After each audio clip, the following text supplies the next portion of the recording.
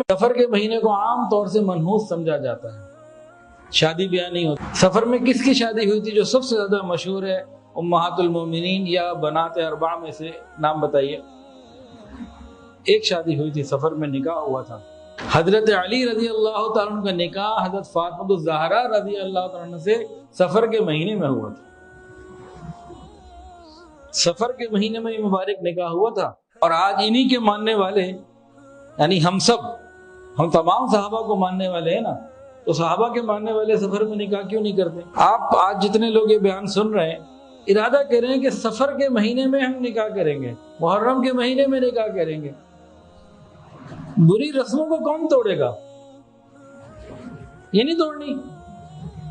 اچھا، ایک عقیدہ یہ ہم یہ کہتے ہیں کہ جو لوگ یہ نہیں کر رہے ہیں نا وہ غلط کر رہے ہیں، کرنی چاہیے، لیکن جب اپنی بیٹی کی شادی کی باری آتی ہے تو کبھی محرم یا سفر سوچا ہم نے؟ بھائی رسم اور رواج کے خلاف عمل کر کے بھی تو دکھائیں بھائی جان، یہ دیکھو، اس پر بھی آنا چاہیے۔ وہ پھر پتہ ہے اندر دل ایسے ہلتا ہے ہمارا بھی۔ ویسے تو کہتے ہیں ہاں جی ہم مانتے ہیں کہ محرم میں بھی ہو سکتی ہے اور سفر میں بھی ہو سکتی ہے، لیکن غور کر لو اب اندر سے دل دھڑک رہا ہے۔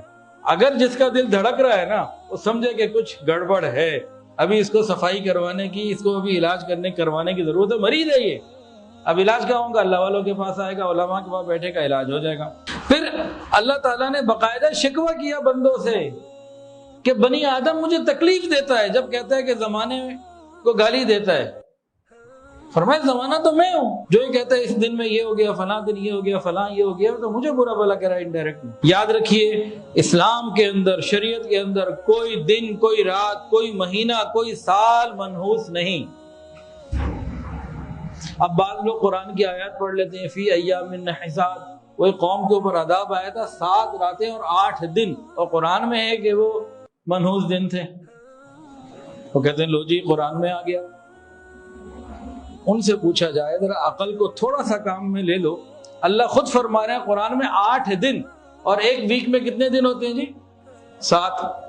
8 دن کا مطلب یہ ہے کہ ہر دن ایک مرتبہ تو آیا ہی آیا، ایک دن 2 دفعہ آیا، وہ کوئی سا بھی ہو، پھر تو سارے ہی دن منحوس ہو گئے، پھر تو برکت والا معاملہ ہی کوئی نہیں رہا۔ بندہ عقل سے کام لے تو اسی بات میں جواب بھی موجود ہے جو اپنی دلیل دے رہے ہوتے ہیں۔ قرآن و حدیث کی روح سے، شریعت کی روح سے اعمال کی نحوست ہوتی ہے، ایام کی اور مہینوں کی، وقت کی نحوست نہیں ہوتی۔ ان کے اعمال ہی ایسے تھے۔ اصل نحوست ہوتی ہے ہمارے اپنے گناہوں کی وجہ سے۔ ایک صاحب نے قسم کھا لی کسی منحوس دن اپنی بیوی کو طلاق دوں گا، قسم کھا بیٹھے، پھر ایک فقیہ عالم دین کے پاس گئے، حضرت یہ قسم کھا بیٹھا ہوں تو کیا اس کروں؟ منحوس دن کون سا ہوگا؟ انہوں نے فرمایا جس دن تمہاری فجر کی نماز قضا ہو جائے وہ دن تمہارے لیے منحوس ہے، اس دن اگر یہ چاہو تو کر لینا۔ ہماری فجر کتنے دن ہوتی ہے مہینے میں؟ کتنے دن برکت والے ہوتے ہیں اور کتنے منحوس ہوتے ہیں؟ تو ہر آدمی خود اپنے اپنے گریبان میں جھانک کے دیکھ لے۔ ہم بھی کیا کرتے ہیں؟ ہم اپنے نفس کو دھوکہ دیتے ہیں، اپنے گناہوں کی نحوست، اپنے گناہوں کو چھوڑنے کے بجائے فلاں فلاں چیز میں، دن میں، فلاں چیزوں میں، کالی بلی گزر گئی یہ ہو گیا، ہری گزر گئی وہ ہو گیا، اپنی نحوستیں چیزوں پہ ڈال رہے ہوتے ہیں۔